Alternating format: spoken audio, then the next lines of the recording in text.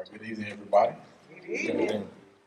Everybody's having a good Wednesday so far. You all look good warm. I did turn off the heat, so it'll take a minute for it to kind of cool down in here because it does take a minute for the temperature to rise because of how big this place is. Um, but before we get started into this message for tonight, um, as we always, because like again, it's been about 2 weeks since we've had Bible study because of New Year's and Christmas and everything. So I want to get the opportunity real quick before we get started. What has become clear for you? So this week, coming into the new year, anybody real quick?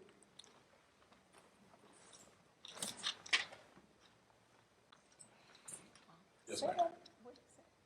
I can say what has become clear for me is we take life for granted. It's just the simple things that we overlook, that it takes something to hit home and hit close to us for us to really dig deep. Because I almost lost my son, and then 10 days later, I lost someone that was really, really close to me. And as close as I am to God, I found myself talking to someone that has already gone on, things that I should have been saying while they were here. I found myself asking questions and trying to, almost like trying to bring them back from the dead, just to answer a few questions for me, selfishly. Can you tell me why? And then I'm going to let you rest.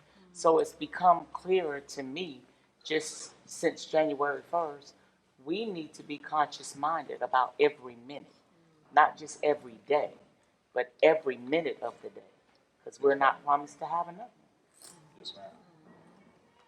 May I say, on behalf of what she's speaking of, and Pastor also know a little bit of my walk, I guess. I've been coming here, but I'm not officially a member. I lost my only sister in 2017. I come from New York, New Jersey area. I lost my uncle in 2018, which was over 100 years old, but it still hurt because, he was the last of our tribe, that old. I lost my mother in January 2019. And I just lost my mother's nephew December 27th of this year. So it has been a transitioning moment for me in 2019. And I find myself saying to God, even though they cremated him in 2020, but I was like, hold back the seat because I'm tired, And then not only that, it's just been other family members of people that, I grew up here 40 years ago, but I have not been a part of being here. So I feel like an out-of-body experience, like trying to figure out where do I belong. And I really have not joined a Pacific church because I haven't really heard God tell me, but I'm hearing him speak to me about here. So this is why you see me here tonight, because this is my new awakening, because I hear God speak. I've been to many churches, but I don't go because of they say. I go because I hear God say, because I know that he have a message and it's something that he wants to edify me with my gift or whatever that the lesson is, because it is a transitional moment, when you lose a loved one, especially a mother and your only sibling. So now it's trying to keep the family together, meaning her grandchildren, which is my children and my grands, and everybody's having a hard time. And I find myself struggling, through November, December, saying, I don't want to cook anymore. I don't want to do this anymore. Not that I gave up, but I just didn't want to be bothered with anybody. So my new awareness is saying, okay, God, I got this. What is it that you want me to do in here? So that's my new awakening for 2020. This is my destiny of whether it's here. I believe it is. And I hear him. Yes, ma'am. Anybody else? Yes, ma'am. I think what has become clear for me, and even just looking at the sign, the poster here, about accelerated vision, and going back to your message Sunday about staying planted, not being so quick to be uprooted. That was my way I heard it. But when you think about accelerated, and even looking at here, you see at speed, me moving. Well, what I'm learning is not to be so quick to move, make my plan, because it's kind of like, I'm thinking, okay, we're going into the next decade.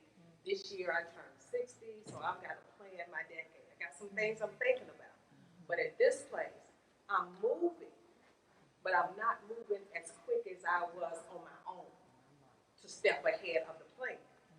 So Sunday, your message is so funny because I work a temp assignment job contract. And Monday, 2 o'clock Monday, out of nowhere. And I'm thinking, okay, I need to start looking because this is getting ready to be open, whatever. And at 2 o'clock Monday, I had a position presented to me. I ain't looked for it, I ain't planned for it. But the reminder for me was, Angie, that's why you stay planning. That's right. Yeah. Be still, move, but be still, if that makes sense. So, anyway, so that's just I'm moving, but I'm not moving ahead of God. I'm not moving at my pace. And that's what I've always done. Moved at my pace. My plans have not changed according to what I think I want to do, but I had to say, slow down. Whatever it is, you ain't got to do it in February or March. Plan, because God may not say it's time to make that move until December 29th, 2020. So that's what's kind of good for me. All right, we'll go ahead and jump into this. Because when you're talking about not moving fast, you just got to be thinking about, because the thing with going into a new year, any year, is something different about January. And the reason why I say that is because January is a time of a lot of movement going on in people's lives. Especially if you're at your job right now. Most of y'all came back from vacation, whatever. Everybody's getting geared up for New Year's, figuring out, okay, what we're going to do. We're going to have to downsize. We're going to have to add more people. We got to do all this other stuff because we're going into a brand new year. And so January was just a fast moving month, because by the time you realize it's going to be February. That's right. Real quick. Just think about it. This time last week, if you was here, it was New Year's Day. We're already a week removed. So it's letting you know how time is moving fast. Time does not slow down for you. For nobody. That's right. There's only been one time in history where God stopped time. And that's with Moses, as they were fighting a battle in the valley. As long as basically God stood time still so that they can win a battle. Other than that, time is going to keep moving. And so when I say that about January, January is just a month that every time that we go into a brand new year, it makes people move in a pace that a lot of times can be not comfortable for you because of the pace of everybody's moving. You hear it from television, commercials, everybody's talking about, the brand new year, 2020, all this stuff like that. By the time you get to February, you ain't gonna hear nothing else about a brand new year. Because truth be told, most of y'all probably gonna stop saying Happy New Year, but right by now. And so, because January is just a fast-moving month, and the one thing that Minister Lipscomb stated about the poster up there, it had like the track runner on there when it talks about acceleration, because here at CYM, 2020 is the year that we're pushing for accelerated vision. And the reason why I like the fact that Pastor picked, and him and Miss Tina worked together to pick a track runner, because how many of y'all actually ran track in high school? Show hands. What did you say you missed? No, not field events. I ran track. Not talking about shot put discus and stuff like that. But the one thing that I liked about track, that I loved about running track, and most of y'all understand this about track and stuff as well. You had different events. You had basically your sprint events and you had your long distance events. You did sprinting events, especially if the 100, 200, 400, things of that nature, especially the 100 and 200. A really good sprinter understands that his or her maximum acceleration is not what you see when they come across the finish line. Correct. The maximum acceleration is when they come out of the blocks. A good track coach teaches his track runner for the first 20 meters, your head needs to be down.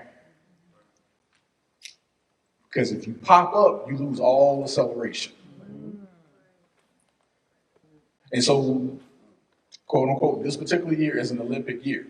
And so when the Olympics come on and you watching sprint events and everything like that, the person that stays down, they head down the longest, tends to win. That's the reason why you see an individual like Usain Bolt.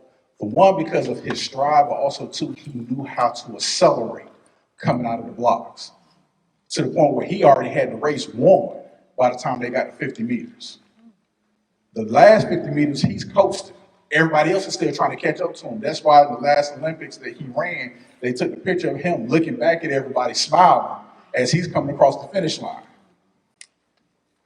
And so what I mean by that, by the celebration, when Pastor came with this vision with the Holy Spirit, is that it's because God is saying, hey, enough is enough. If you really want to do this thing, this is the year to go ahead and get it started. It's time out for all the talking, because we can do a lot of talking, but we don't have any action or any proof or anything behind what we've been talking for years. And so this is the year that we need to buckle down, put some things together so that we can go ahead and get some stuff started. Amen? Amen. So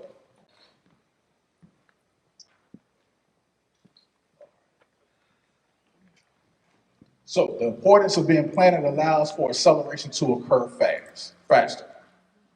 The reason why that is because when you know where you are planted at, everything else falls into place.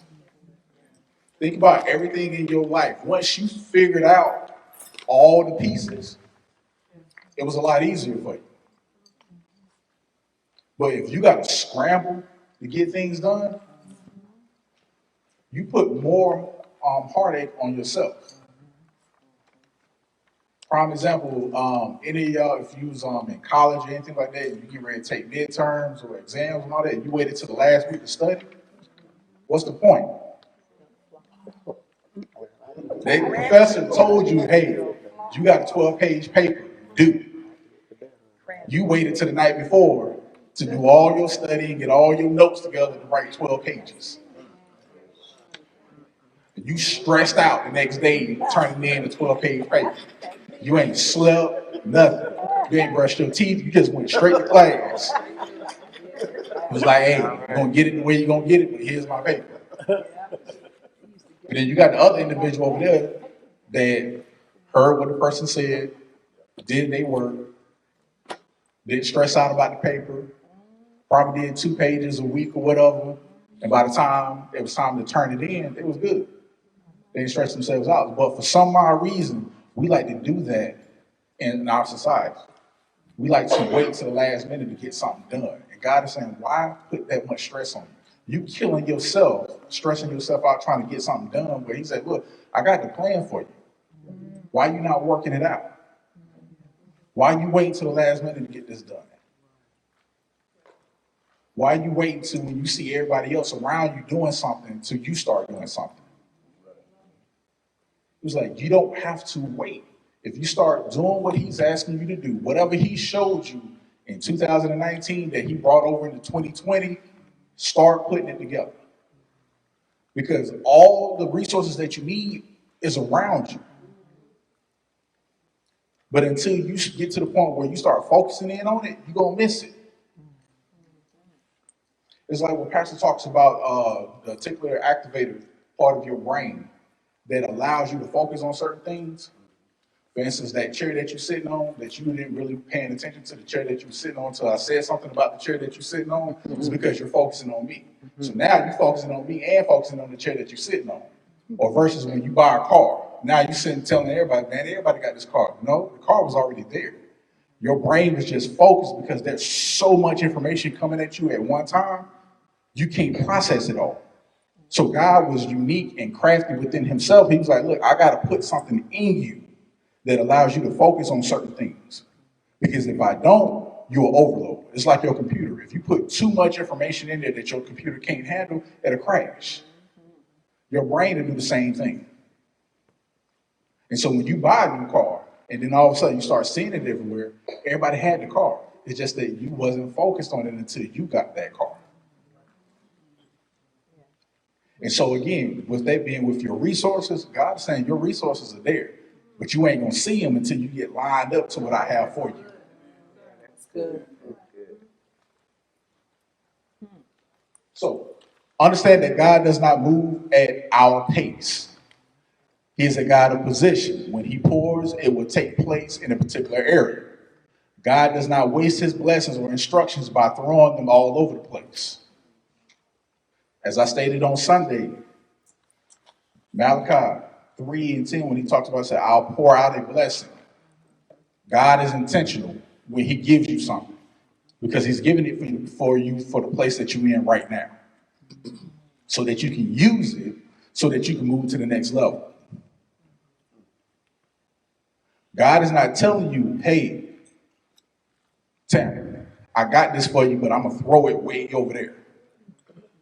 And you got to go get it. No, he's like, look, here it is. But if Tamara is somewhere else that she ain't supposed to be, God said, I'm not going there. I'm right here. Sir. Yes, sir. You can move without me, but understand you ain't going to get the benefits in that next area without me. And so God is saying, look, I am particular about where I pour out at. And so if you're not in position to be poured out at, you're not going to receive it. Even any of y'all that plant flowers, anything like that, when you go plant your flower didn't get up and just move. You got flowers out in your yard, in your house and stuff, and you go water them. They didn't just get up and move all by themselves. The only way they move from place to place is if you move. God is saying the same thing. You keep moving yourself without me being involved. And then you expect me to do things on your behalf when you say, I didn't ask you to move. Yes, sir. Yes, sir. And so I'll be a God, a permissive God, to allow some things to still happen for you, but I'm really trying to woo you back to the spot that you need to be at so that you can get everything that you're supposed to have. So being planted allows you to receive all that you need to grow and bloom for the next environment. So again, this is all about you. When we're talking about vision, we're talking about all of that. This is about you moving to the next environment, the next level in God. Because God's saying, look, you have to grow in me. No different than when you came up through school, a little bit different than school system. God is the type of God where he will leave you in the grade that you're in. Yes, So you can be 50 come on, sir. and still be in the fourth grade level. Yes, sir. Yes, sir. And you can have a 12-year-old being at the place that you should be at 50. Yes, sir. So, All about availability. So God is the type, he's like, look, I need to move you to the next level, but I won't move you there if you don't handle what's in this level. And so just like the children of Israel, when they was going from Egypt to the promised land, which should have took 3 days, took them 40 years. He was like, I'll let you stay there. Matter of fact, I'll let you circle around this bad boy for 40 years and let you see where you can get to. But you won't walk into it. Matter of fact, I'll allow your children to go into the same area that I asked you to go into. come on now. Because you wanted to do things outside of me, cool. You and everybody else will just keep walking.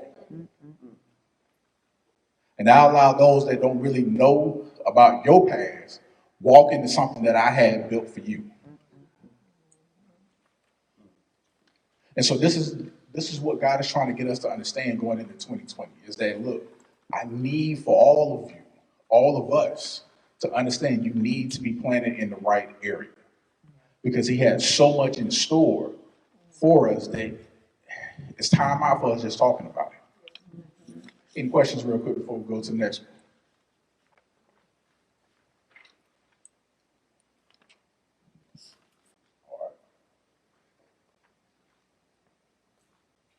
All right, so this is the quote that I had stated on Sunday. It says, sometimes when you're in a dark place, you think you've been buried, but actually you've been planted. And basically what Christine Kane is basically talking about is that a lot of us have felt at times that you have felt at times that you was abandoned by God. That God just totally just ghosted you altogether. He forgot your number, all of that. But a lot of times he planted you. And when you plant something, you plant it in the ground. It's dark, it's lonely. There's a lot of stuff piled on top of you. No different if you plant a seed or anything like that. Like Miss Michelle can tell you, you don't plant something on top of the ground if you wanted to take root. You have to put it in the ground so that it would take root, so that it can do what it needs to do from a germification process to grow into what you wanted to plant. And so for a lot of us, we think God has buried us. God said, no, I didn't bury you. Because as I said on Sunday, when you bury something, that's it. When you bury something, that means that there's no more use for this item, no more.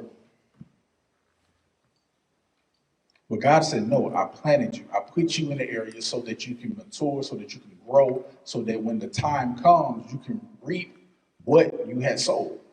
And so in this time in our life, a lot of us in 2019 and so forth, God planted you for 2020 because he was like, look, this is the year that I need to start seeing something come back. I need a return on my investment.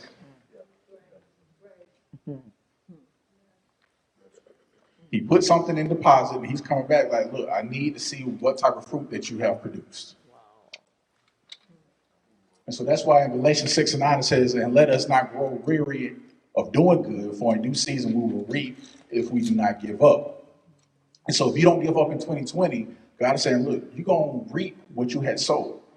If you did everything that I asked you to do, it's going to come back to you. But what we have to make sure that we do is that we don't judge it according to what we see what's going on around us. Because a lot of times we will forfeit what God has reaped in us that's good and base it upon what somebody else has. Because it's not as big, it's not as grand or anything like that. That's them. God said, no, this is for you. This is what you can handle. It's like when people talk about, like, well, God, I want to be a millionaire. If you can't handle $100, No, sir. That's right. why am I going to bless you with $1 million? That's right. If you can't hold on to $100 for a week, but you want me to give you $1 million. That's the reason why you always hit the horror stories when people win the Powerball and all that stuff, they go broke within 3-4 years. Because you have to think about the concept of how your mind is. If I was to give you like the last big Powerball that we had hit, the person lived in Simpsonville, $960 million. Now, think about who you are right now, and think about how you will act with $960 million. Some of y'all we may not even see ever again.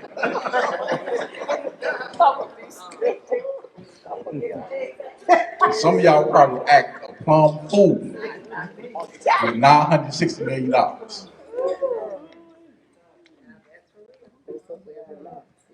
know what I'm saying? Because you got to think about it, that you that close from saying that you're a millionaire.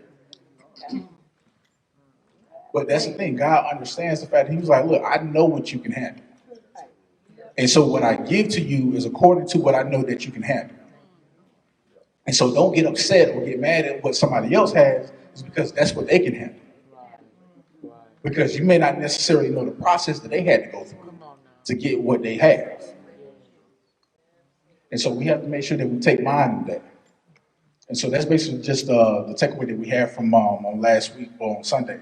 Just basically just understanding the decisions that we make in this particular year is something that we have to understand, that everything that you do, every decision that you make is a catalyst to something else. Every good or bad decision is going to have a consequence that's going to determine what's going to happen next in your life. And so it could be how your attitude is. If you have a stank attitude, then the consequences that's going to come towards that can be very detrimental to you, because of, like I said, every vision requires people to be working with you. But if people can't stand to be around you, it's going to be very hard for your vision to come to pass. Like that vision we have on this wall right here, that doesn't work without people. The vision that you have for your individual life does not work if you don't include people in that. So be mindful of the decisions that you make monetarily, from your family to relationships. All of it is playing a part into what God has for you in this new year. So if you got any questions or anything, just stop me and we'll go from there. And so, yeah. I was just gonna say, going back to, I was looking at this when you said about in that dark place, Yes, ma'am. for some reason, I'm not a photographer, and I don't even know if they still do it this way, but it made me think about, being developed. Mhm. Most of the times, your things are developed in dark places. You know, and I think even there's times with plants and stuff, you have to put them in a dark, cool place to develop and mature. So that just popped out when I saw that dark place, I guess, developing. Yeah, actual photographers that actually still do with film still develop in dark rooms. Most of it is now is digital. That you see us, Tim or KP walking around with a digital camera, but most photographers still have a dark room if they really going for, I don't want to say like old school picture, but that's basically what it is. So, not necessarily a Polaroid, you're just sitting there, but like you actually got a dark room. Right. And but Deal, you got a question? I know you were talking about going into the new year. Mhm. Minutes ago, I heard you talk about, you have to judge the situation based on things going on around you. And I think you give a description you gave Sunday with palm tree, leaning to the side, and basically going with the flow, just taking the wind as it came. It made me think about something, probably about 3 months ago, when it was hurricane season. And I remember hearing something, I heard the meteorologist say on television one time. The meteorologist was talking about storms that's coming. He was talking about this hurricane season and everything. Typically, as people, especially people stay in tropical climates like Florida, stay in the south, like people, we really, try to avoid this time of year. And a lot of times we want to run from the storms, but the meteorologist was breaking it down, basically saying that as much as we hate this season, we hate this time of the year, it's absolutely necessary that these storms come, because without these storms, we can't shift into fall and into winter. So without actual storms coming to tear things up and push things out of the way that's not solid, actually you can't make it to the next season. That's good. And that's actually true, because storms bring in different fronts. And so like right now, we have the quote unquote a warm front coming through the area. That's why like Saturday is supposed to be 68 degrees in January. But it's just the fact that with all of that, storms bring different things. A lot of times we look at it from a negative standpoint, but a lot of times storms come because things need to be removed that shouldn't be there anymore. Yes, sir. Yes, sir. Yep. Yes, sir. So this part that I talked about on Sunday about uprooting and repotting. It says we are unable to stay planted or get planted because we are forcibly uprooting ourselves from the environment. It says basically uprooting means basically is to damage or cause trauma to something. Normally, this definition is normally towards plants, but it's also basically towards people as well. When you uproot something, just haphazardly rip it out of the ground, as you see this picture right here, if you see down here at the very bottom, there's no roots attached to this plant. So basically, this is gonna die. Because when you uproot something, you tear it from what it was planted in. And so the roots are still in the ground, but the plant itself that shows that something was actually planted there have been torn off of the roots. So most likely, that's gonna die. And what happens with us, we do that quite often because we feel that God is not moving fast enough. And so we take it upon ourselves, like, you know what? I'm gonna make something happen for myself. And then when we decide that we're gonna make something happen for ourselves, we end up being in the worst spot than we were before we moved. Yes, sir. Yep. Because you gotta understand, your best thinking got you in the worst trouble. Lord Yeah. have mercy. Because you got to say, like I said, God doesn't operate on our time. God operates outside of time. Time has no construct with him. And so he sees your life from beginning to end as like a straight line and knows everything that you're going to do. And so he's like, look at it. Here they go again. I would have thought they would have learned the last time they did this. But we have that situation with us where, you know, a hard head makes a soft behind. And so guys are, okay, they got to go back through the process again. And the more and more that you achieve in God, if you decide to rebel against him, the harder the punishment comes. It's no different at your job or anything like that. If you have a high position at your job and you mess up, there's a ripple effect all the way through. At your house, it's a ripple effect. If you are a parent, husband, wife, whatever, if you do something that's contrary to the way that your household should go, that's a ripple effect all the way through. If you're a parent, you got kids, they can mess up, you're still good. You mess up, you may not have someplace to stay. You know, you can't just go bug out into a job and be like, you know what, I'm gonna give them a piece of my mind. You can do that if you want to, but you may have to find somewhere to live. And now your kids looking at you like, really? Like, you couldn't hold that in and just take that? You know, where we gonna sleep at? So when it comes to uprooting, we have to understand and make sure that we don't do this. We cause more trauma to ourselves than anybody can do to us. Understand that the enemy only influences. All Satan does is talk. God, all he does is talk. You the common denominator. Whatever you listen to is where you're going to lean. All they doing is just listening to what's coming out of your mouth. Yes, ma'am. Yeah, I got a comment. Yes, ma'am. Good evening, everybody. I was gonna make a comment earlier on the slide before this one, but then when you went to this slide and you talked about just about what I was gonna talk about, which was about the soil.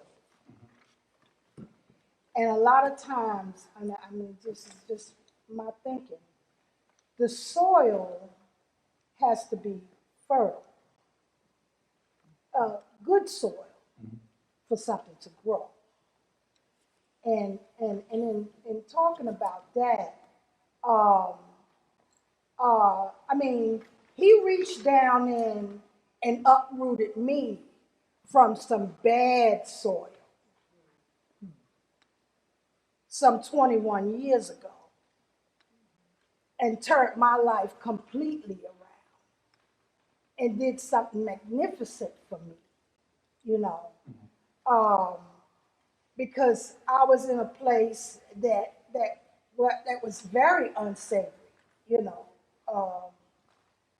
and so in saying this, as far as you becoming a part of your environment, you know, and being a part of, like, this church family is the best thing that I done came a part of, y'all. Love you. Just don't know. And I'm so grateful. And I'm so grateful that I'm planted here. I really am. And I know that there's gonna, you know, and this is like the soil of this. For me, it's great, you know, in regards to that. So, you know, just talking about the soil being savory. Well, not savory. Fertile.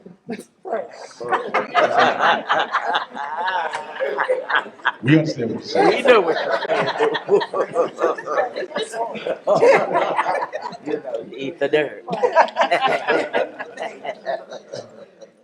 And even to piggyback on what you were saying, I wouldn't say that God uprooted you, he repotted you. I was thinking that same thing. And so that's basically what the whole thing is, that the difference between being uprooted and repotted Yeah. is that because a lot of times when you repot something, you basically means that you're looking at that plant, and you see that the environment that it is in, Right. the plant is getting too big. Come on, sir. Yes, sir. Or the soil around it is not producing what it should be producing for the health of this plant. So I need to remove it out of this environment and put it in a new one so that it can flourish even Come more. on. Now. And so, because that's what God will do sometimes, is that He will repot us. Because a lot of you probably have felt this tension around you over the last couple of months or years that God is trying to do something with you. It's because you feel like, man, I feel kind of stuck. I don't have any room to move around a little bit. It could be at your job. It could be whatever the situation is. And so I got to have a little bit more room. And God said, okay, cool. I need to repot you in another environment that's bigger than where you at. And so, like I said, it's a good thing, but it's a nerve-wracking thing as well. Because when you do get repotted in a different area, you have to understand you was the big plant in the last area. Yes, sir. Come on, sir. Now you got more room, so now you have to do a little bit more to get acclimated into the area that you're in now. I use jobs all the time as far as that. It's like when you move to another position, the previous position that you came out of, you knew that like the back of your hand. Now that you go into a new position, you're looking like, man, like, do I even know my job? Like, you second guessing yourself, you're doing everything because it's like, I know what I'm supposed to do. But because I'm in this new environment, it's a little nerve-wracking. I got to kind of feel my way around a little bit. Like I mess with Deacon Milt over here. Like when he became a deacon, he saw all the stuff that Deacon Greg and Deacon Jamal were doing. You know, he was a DIT. He was all through that. But the moment that he became a deacon, now it hit and it was like, oh, okay, now this it feels a little different now. The weight of the responsibility on my shoulders is a little bit different, not only for me, but for my family as well. Like when me and Chris went through our ordination process and everything to stand, not necessarily stand, but to sit in front of 4 pastors and them to basically throw questions at us for 3 hours to make us second guess our own salvation. And we sitting there like, I'm looking at him because I can't give him no help. He can't give me no help. He's like, hey man, just answer the best you can. Like, and they just steadily coming at us because now then when we come into this particular position of being elders and everything, knowing the weight that comes with that, is that now it's like, man, I know what I'm supposed to be doing.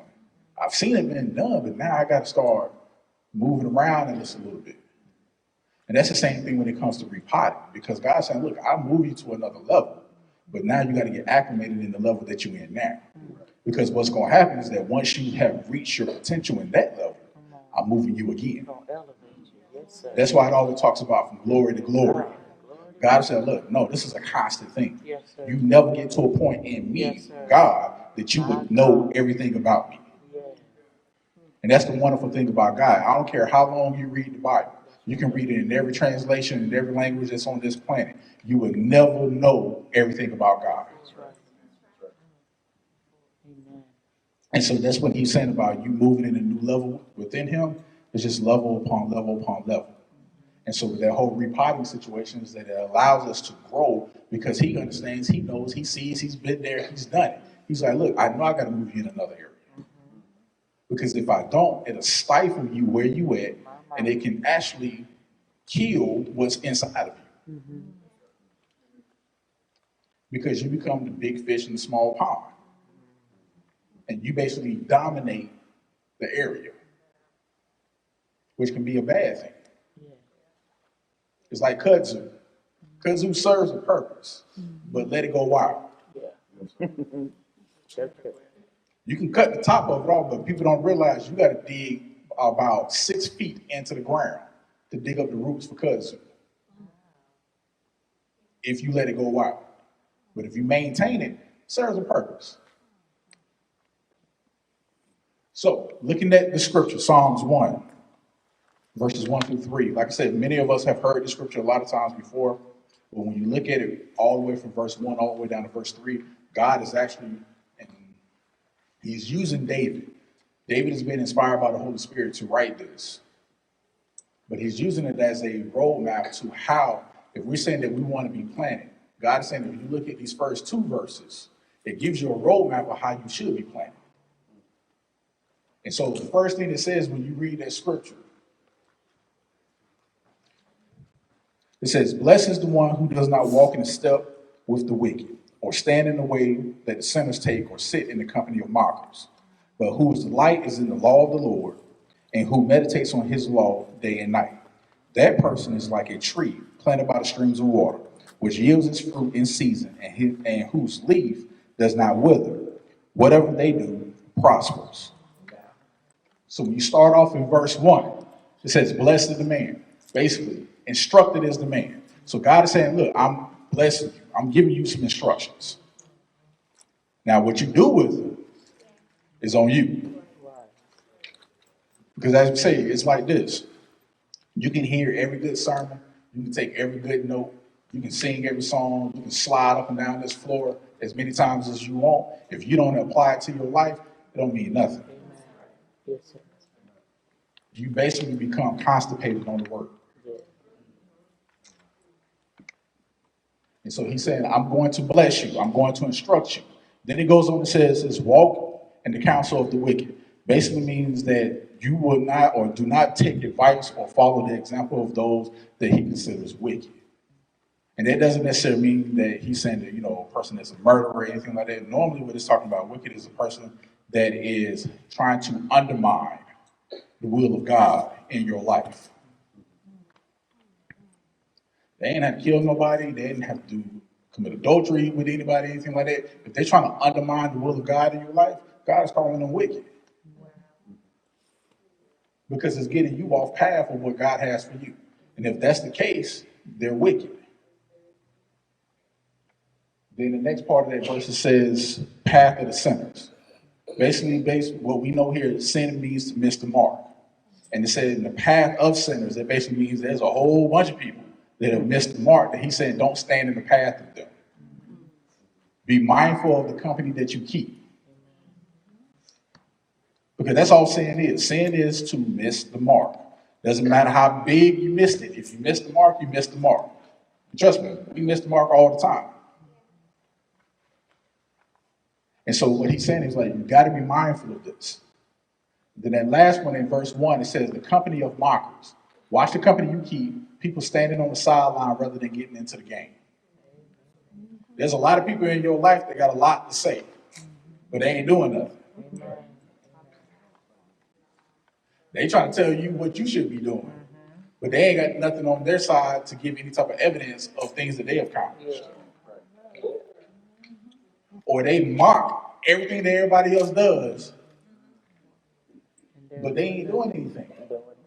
And as soon as you say, or as soon as you try to step out there and do something, they mock you. And so what God is saying, he was like, look, be mindful. Don't keep the company of mockers or people that will ridicule you or other people. You have to be mindful of these individuals. They always got something to say, but they ain't doing nothing themselves. And then to you, he's like, if you got that much to say, you need to be out here with me, trying to get these things done. Since since you're such an expert in everything, you come out here and help me with some stuff. It's like people in Jasmine's life that try to tell her how to sell houses. And matter of fact, you ain't got a license. So you're gonna tell me how to sell a house. So, dropping out in verse 2. Verse 2 is pretty much self-explanatory. It talks about how it says that we should meditate on the law. The law is basically in this right here. The translation of it in the Hebrew is basically the Torah, which basically is the law, which basically means the word of God. God is basically saying through David, through inspiration, it was like, if you really want to be planted, you got to know my word. Pastors are always talking about homologio, say what has already been said. If you want God to respond, give him back his word. You ain't got to be, creative and deep and all that, trying to say something to God. God said, just repeat back to me what I've already written. Sir. Yes, sir. That's all. He was like, that's what he wants to hear from you. He was like, you have to know my word. Doesn't say that you have to have a PhD in the Bible, but he was like, you got to know the merit, the heart of my word. You ain't got to memorize every scripture. You ain't got to be a Pharisee or a Sadducee that had to know the whole 5 first books of the Bible from front to back by the time they was 12. Think about that. 12 years old, you had to know the first 5 books. If I was to ask anybody in here now, repeat Genesis 1, we have some trouble. But God is not asking for that. He was saying, look, I just need you to know the heart of my word. Meditate on it. If it's one scripture that comes to you that you love, he was saying, meditate on that thing. That's how you get planted in him. That's how you get planted in what he has for you, because he was like, look, when everything else goes away, my word is going to stand. And what's so special about his word is that when God speaks, he confines himself to his word. Think about that. Our God, who he is, boxes himself in when he speaks. So whatever he said in his word, he said it will come to pass. Because it's going to come to pass, but I want to make sure that it comes to pass. Because I'm the only one that can do a covenant with myself. So I'm not going to lie to myself when I said I was going to do something for you. So when he says, I never leave you or forsake you, you may feel that, but understand, I never did. The only reason why you feel that I left you or forsake you is because you walked off on your own. We like that child that's in the mall that the parent says, hey, stay right here. We just wander off.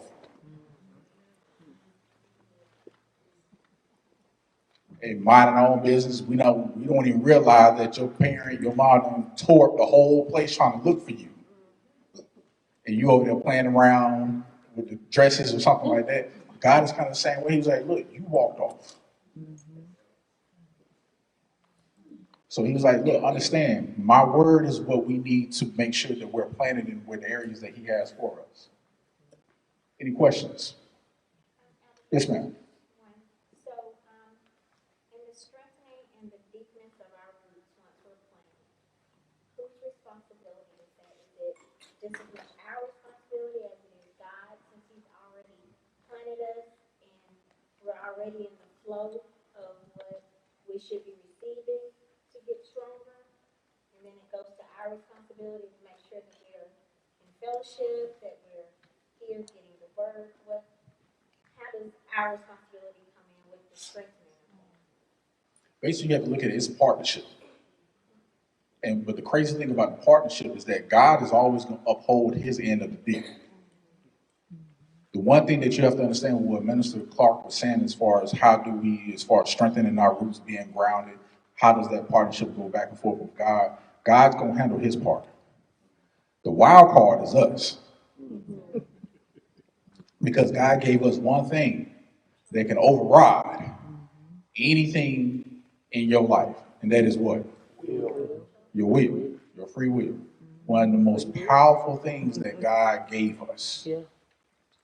Your free will, literally, can override anything God has for your life. That's how strong it is. God can literally walk out of heaven, tell you what your vision is, show you everybody that's supposed to be a part of it. You still have the choice to even walk into it. Come on now. That's how strong your free will is. Yes, sir. That's good. And so it's basically, we still have that part to play in that. He's going to do his part. Trust and believe that. 100% down, he got his side. He just looking at us like, hey, are you going to be there? It's like playing spades. You want to make sure you got a good spade partner that can read your mind and your eyes without you talking across the board. If you got a person that can't play spades well, no, you got to get off the table. We ain't partners. I'm over here telling you, hey, man, I'm bleeding. You talking about, hey, man, you need a Band-Aid? Like, dude, get off the table. I'm letting you know right now, I got a bunch of red cards in my hand, and you talking about, I need a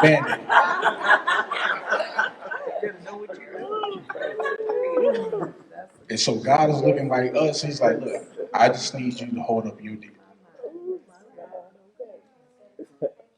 Yes, ma'am. So breaking out into what we was actually talking about on Sunday, about the difference between an oak tree and a palm tree. When you get into verse 3, as it breaks down, it's basically saying streams of water.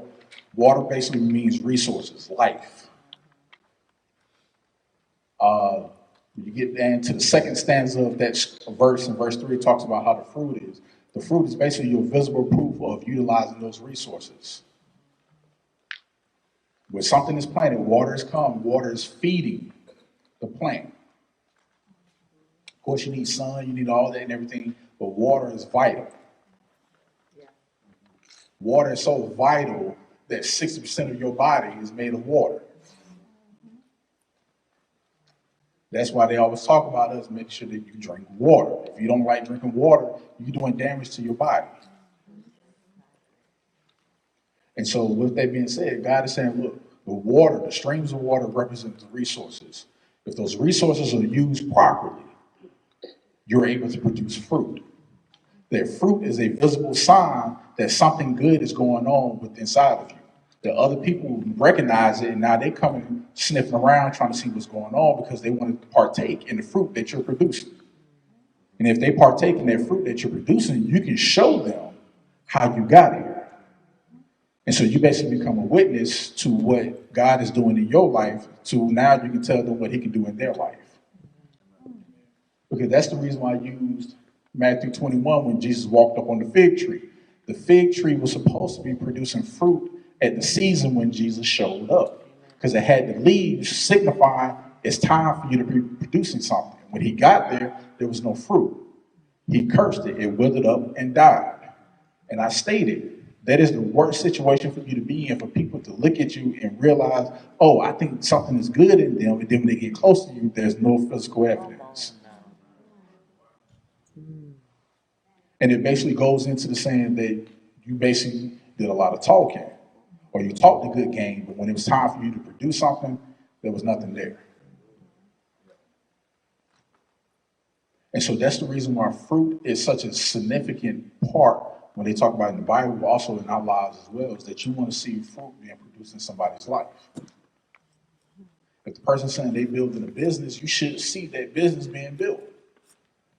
There should be plans, there should be a vision for it, should be plans, should be meetings with the bank, should be all kinds of stuff going on that if they trying to get like a physical business, even if they trying to do something on the internet, dude, you got a web page, something that I can see that you're doing something or you just talking.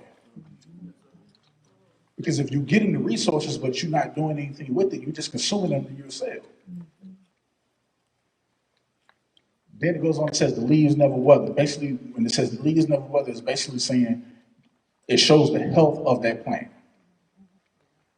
A healthy plant has healthy leaves, because you can see leaves from a distance.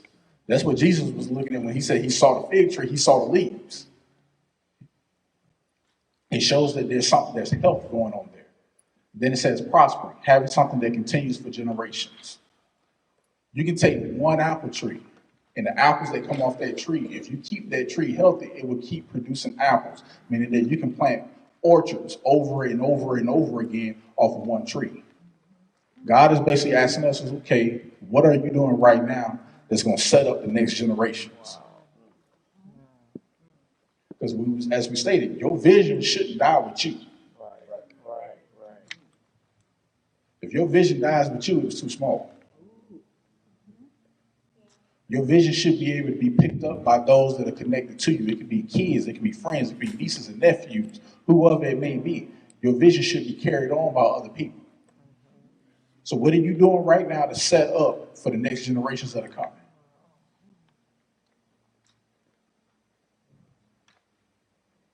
So as we get into these last parts here, any questions before we go into the last parts? Real quick.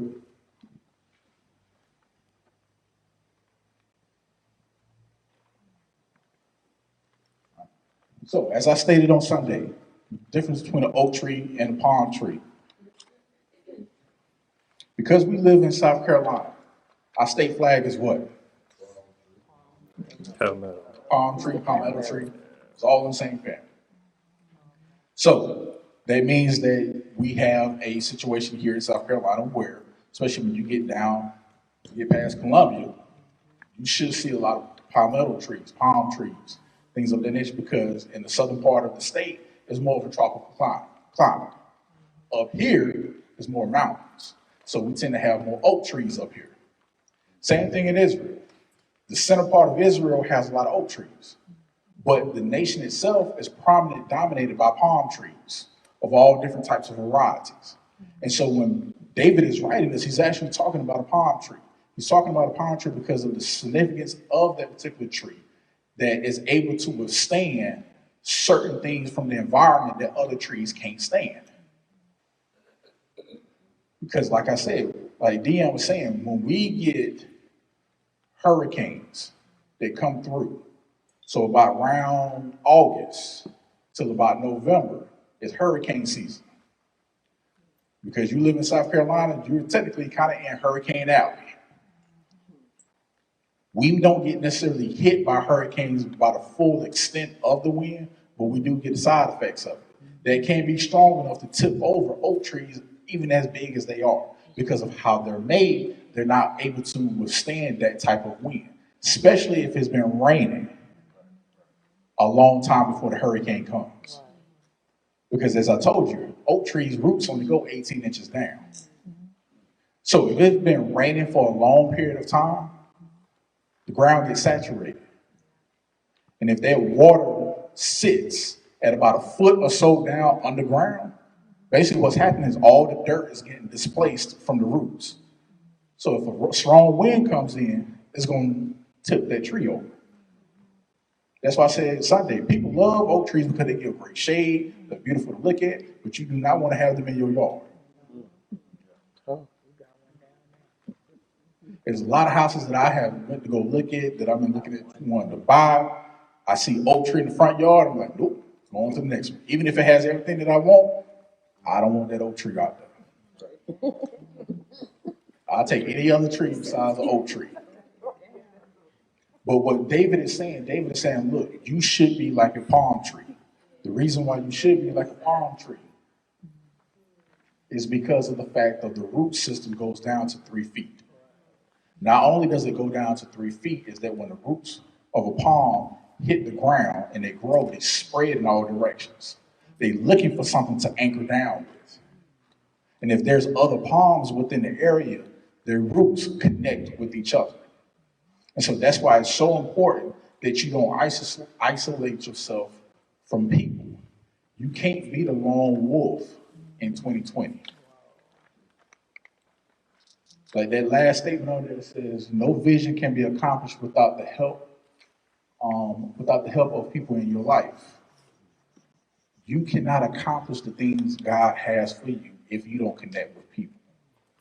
That's why we have a church family. That's why, you have people that are close in your life and everything. You have to have these people in your life. Because when storms do come, they're there as a support to help you stay upright.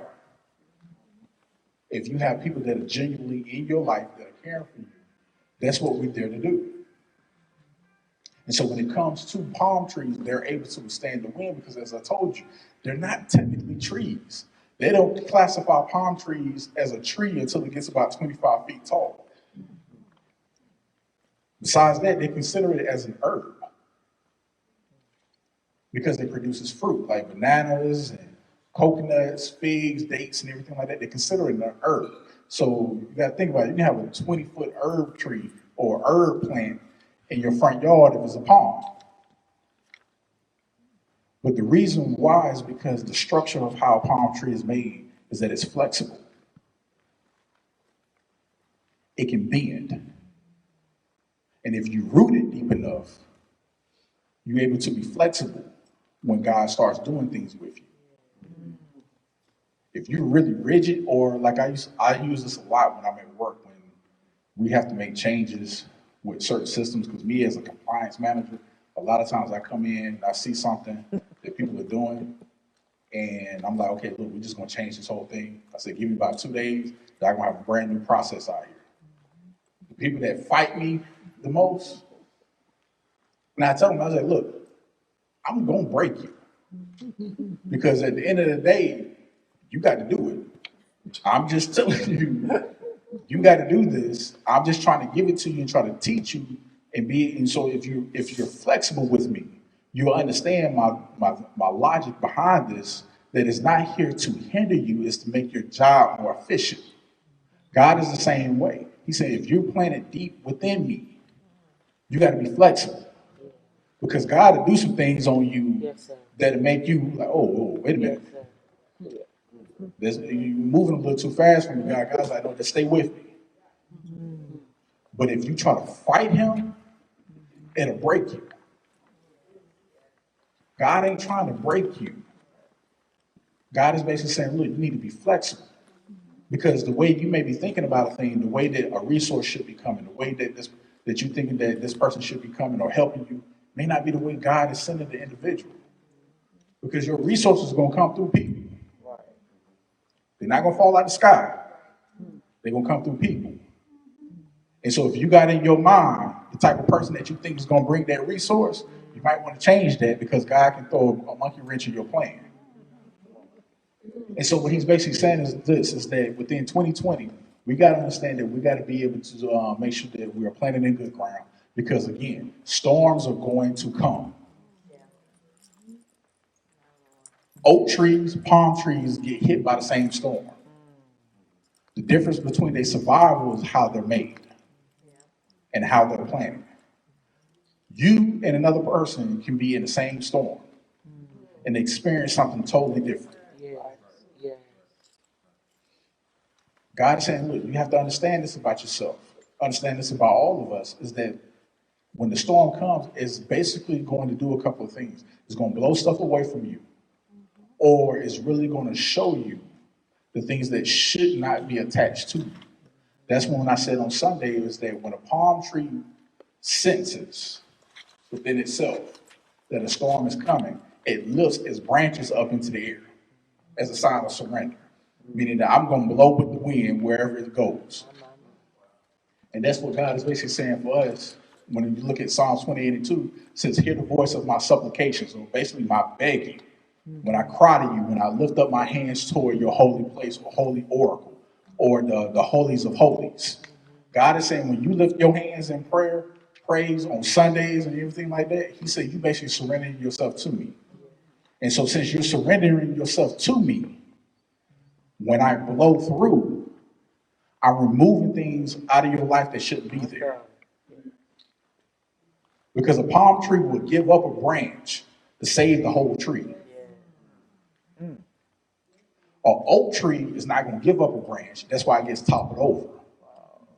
And for many of us, we've been like the oak tree. We don't want to give up stuff. And God is saying if you give it up, you're going to make room for more things to grow in that area. And so God is saying, look, do you want to be the person that holds on to everything? And then when I do send the storm, it breaks you. Or would you just rather be the palm tree and just let things go that shouldn't be attached to you to begin with? You see that through the Bible itself. You've seen that in your life. There's been people that have been attached to you that God has been telling you for years, hey, you need to let them go. And then you wonder why you haven't moved as fast as you should have. It's because you've been carrying dead weight. And so what a palm does for it to grow more, when the storm comes, matter of fact, it loves storms because it blooms even more when the storm does pass by, because now it has more room to grow more branches. And so God is saying, look, don't underestimate the fact that when a storm comes, that it's coming from the enemy. Wow. To me, honestly, probably 98% of the storms that come in our life is because God is trying to show us something that we were too hard-headed to see. And he was like, okay, cool, go at them. And then what's left, I'll build from there. Wow. That's good. And so that's the reason why when it rains here, people, I always tell my wife, I like the fact after it rains, especially if it rains on the weekend, because on Sunday morning when the sun comes out, everything is brighter. And it's brighter because the sun is reflecting off all the water that's on the ground, on the leaves. It makes it look brighter. But it also, too, washes away a lot of stuff that shouldn't be there. Most of us should love storms, especially in the spring, if you're dealing with allergies. Because when that pollen started falling, you praying like, God, please let it rain. Like, send something. Like, I need this pollen to go away. You in here sneezing, coughing, and everything, and you just hoping that it rains hard enough to wash that pollen away.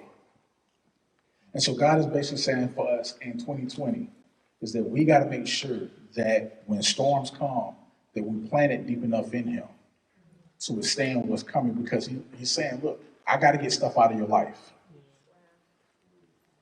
There's some habits that are attached to you that need to be taken away. There's some people that are in your life that He loves, that you love, that He's saying, look, they're not ready for you right now. Matter of fact, you're not ready for them.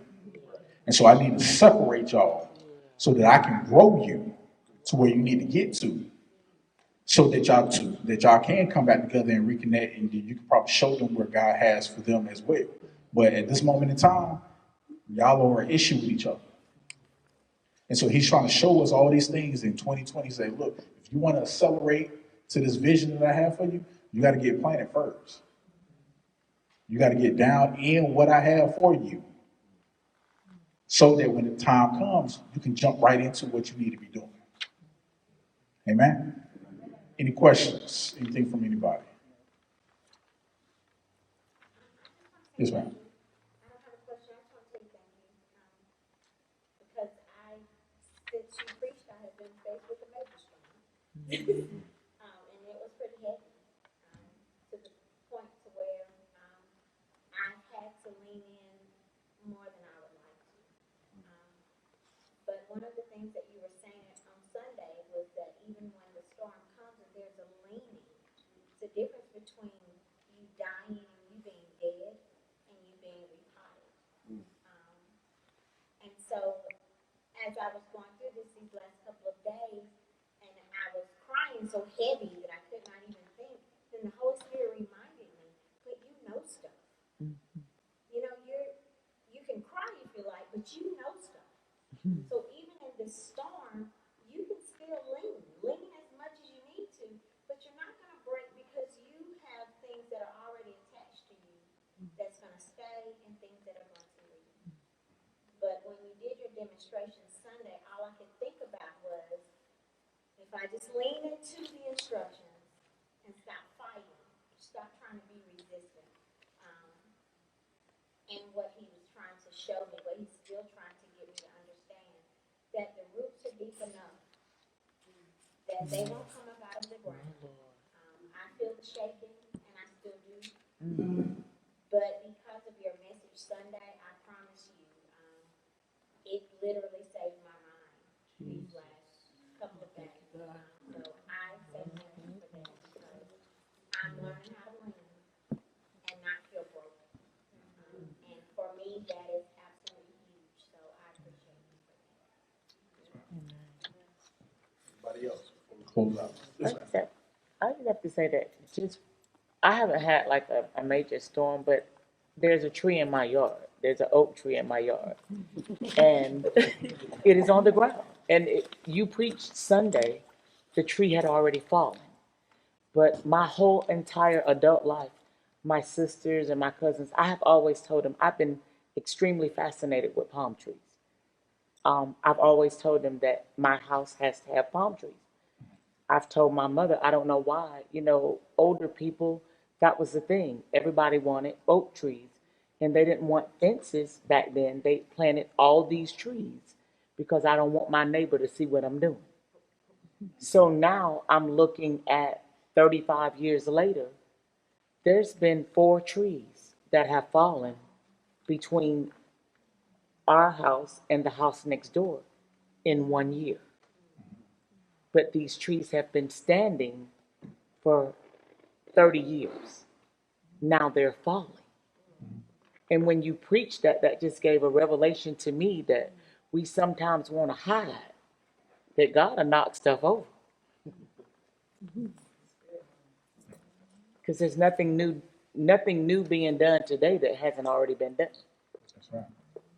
And like I said on Sunday during the intercessory prayer, is that God is a jealous God. Yeah. He said himself, he said, don't put anything in my place. because he says he's a jealous God. Basically means that he will fight whatever you put in that place. So it could be a habit, it could be an idea, it could be a person. God said, put them into my place if you want to. They're going to have to deal with me.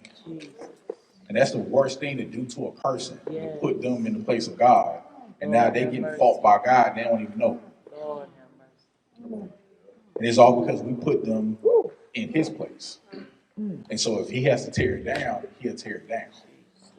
And so we have to just understand the fact that going into this new year, everything that you want, God said, hey, it's here. Just do you want it? You know, we don't want to go through another 10 years of saying, hey, I wish I would have did this, I wish I would have did that. Let's start doing this stuff now.